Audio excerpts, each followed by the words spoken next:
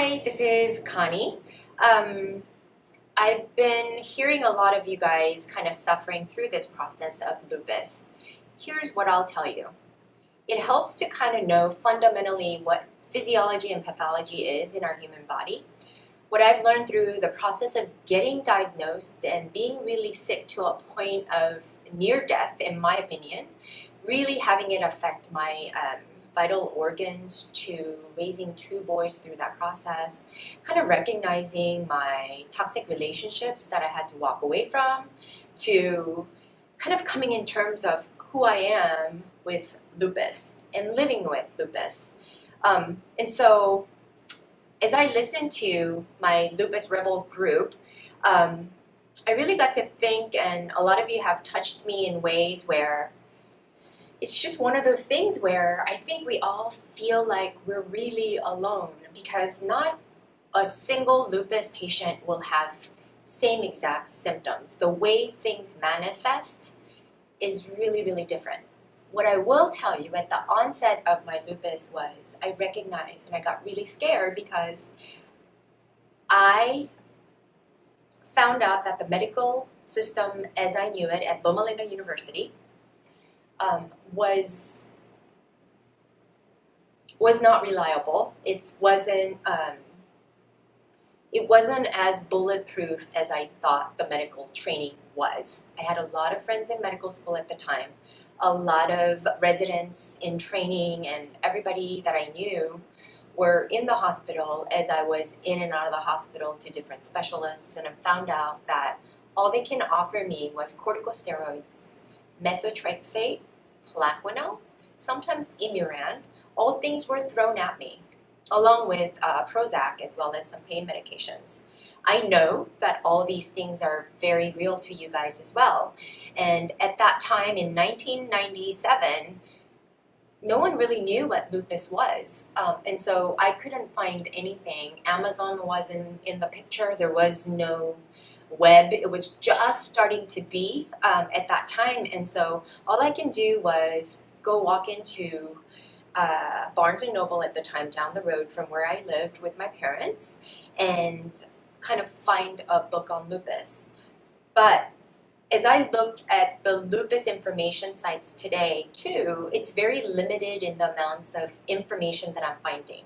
They give you specific symptoms. Symptoms are 11 different symptoms, all of which can be multiple different types of diseases. So you don't really know if you have lupus, but you know what?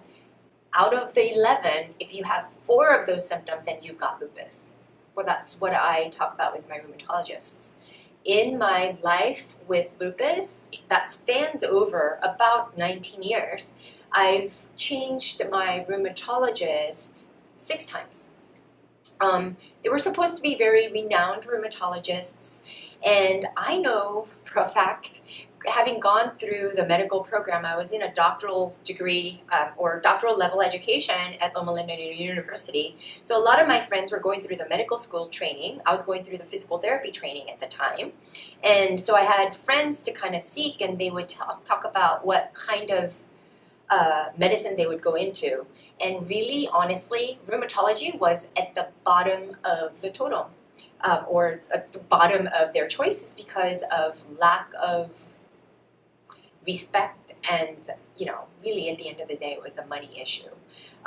And so rheumatologists treat everything itis, anything inflammatory, anything to do with autoimmune, and so it really spans a wide net, casts a wide net over what they treat.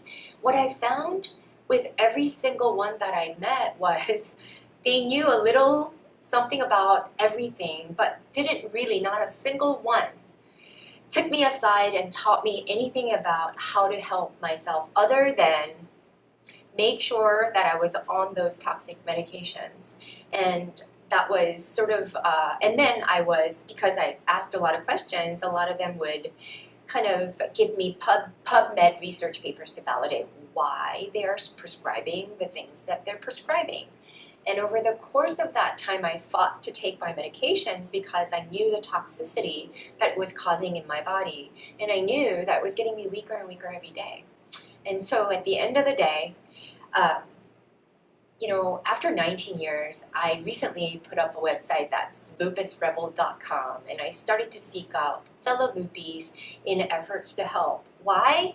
Because as I was working out of my facility here in Johns Creek, I found a lot of people that were just being lost through the cracks. No matter what type of doctor that they were seeing, they weren't really getting the solid answers that they needed. And so perhaps, as functional as I am today, there's some things that I can lend to help you to figure out some things. And more importantly, share with you about how I've overcome a lot of the struggles that lupus presented in my life. I look super healthy, I am super fit, and I'm all of those things largely in part because I refused to get sick and I hated feeling debilitated. Lupus really scared me at the onset. I had like alopecia to a point where I had bald spots in my hair. I had rashes all around my knuckles, all around my big joints. I couldn't stand vertical because I was so sick. And so at that point, in the process of getting diagnosed, I was in and out of the hospital with different meningitis, some inflammatory bacterial infections that they were suspecting. They were running all kinds of tests in the hospital. And I don't think not a single hospital employee or a medical doctor really understood what I was going through. I felt really alone, and that really made me feel like, oh my goodness, holy crap, no one really understands, no one really knows that if I don't fight for my health, nobody else will.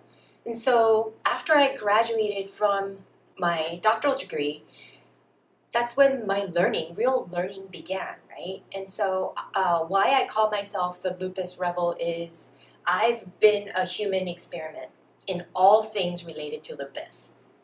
What I can tell you is that to be encouraged, because it is possible to come out of it, but you do have to start helping yourself and show up every day. It takes a lot of, not motivation, but a lot of discipline to know that there is faith at the end of this dark tunnel. I can't emphasize that enough. Looking at me right now, most people don't realize that I'm sick, and lupus is one of those too, right? You guys all know what I'm talking about. If you do suffer from lupus, it's a chronic illness, and it's completely invisible. And that's the part about it, is nobody around. They forget quickly that I do live with this chronic condition.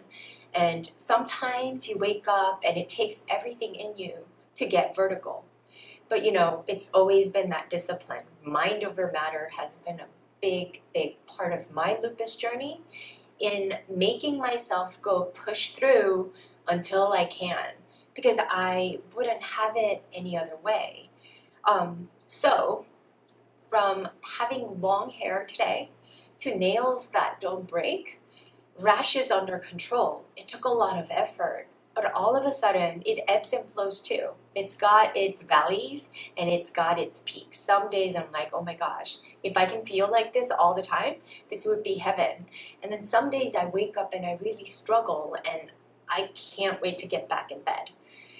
But despite that, I never stay in bed. I refuse. And so I've kind of created a lot of things, both digitally, video-wise.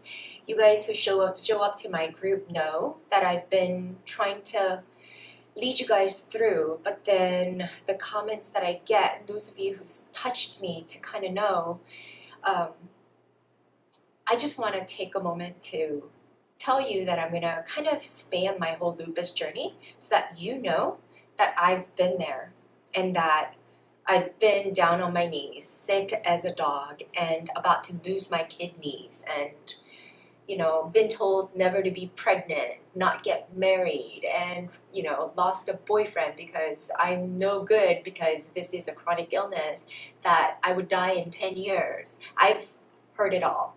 And so I've gone to traditional Chinese medicine, to Reiki masters, to yoga, Pilates, and I did a lot of walking, and I keep moving today. And so I hope everything that I do does inspire you. But I do want to say that it's not all about walking that perfect, clean line either, because we all need our vices. And as I mentioned before, I'm not here to restrict your food. I'm not here to tell you exactly how to do certain things, because I know in the heart of hearts, most of us know kind of what we ought to be doing, but there hasn't been a single practitioner or a friend or a provider that's kind of guided you through the process. And so I'm creating something that I wish I had 19 years ago, because it took a lot of money, a lot of time, a lot of education for me to figure out the things I don't know and the things that I do, and then all the trials and errors in between, and what I still struggle with, how I overcome certain things. These are some real life situations that I hope to share with you so that we can get on the same page, so then we can all hold hands together as a tight-knit community to help one another kind of strive forward despite how we feel that very day. Okay, so that's sort of, I guess, the introduction to everything that I have to share. I was telling my friend that I was afraid that I was going to babble, because I always do, because a lot of the experiences that I experienced, all the heartaches through lupus and everything, I think, and for the most part, because I got so busy trying to kind of put the next foot forward, I've sort of repressed a lot of that, and I'm not so sure that that's always healthy. So I want to be more than just a group here. I want this to be a very worthwhile journey for all of us to get to know each other, to support each other, and knowing that we are all charging forward, though, that we're not going to stay back and be defeated by lupus, that I am here to tell you and show you today that it is all possible. And my work in this world today is so clear. My vision for what I want to accomplish with Lupus Rebel, and why I call this the Lupus Rebel, is because I defied all the rules, broke all the rules, and questioned everything that I came across. And as I mentioned earlier, that I was a real human experiment for lupus journey, because I've pretty much tried it all. Probably the things that I probably won't recommend to the patients. I'll clearly let you guys know what I've tried and what's worked and what hasn't, what has the potential to work and what doesn't, why certain medications are good for those times when we're really, down and struck down and having a flare-up, to why certain medications we shouldn't continue to take, and the questions that you should be asking your medical doctor. So all that in perspective.